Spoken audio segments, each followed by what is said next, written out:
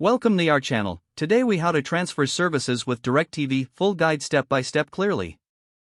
To begin the transfer of services with DirecTV, make sure you have all necessary account information ready. Visit the official DirecTV website or call their customer service. Log into your existing DirecTV account using your credentials. Navigate to the Account Management section.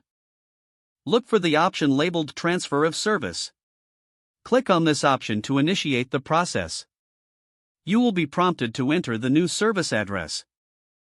Be sure to provide accurate details for the new location.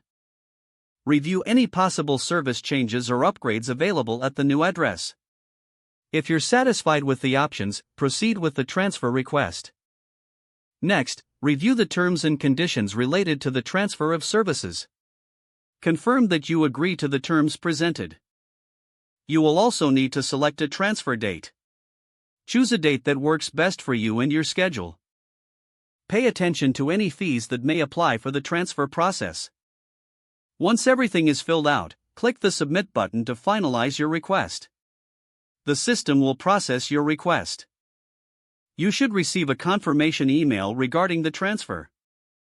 Keep this email for your records. On the transfer date, make sure to be available at your new address. A technician may need to visit to set up your services. After the technician completes the installation, test your services to ensure everything is working correctly. Contact DirecTV's support if you encounter any issues post-transfer. Follow any additional instructions provided during the installation process. Make sure to return any equipment that is required back to the previous address if necessary.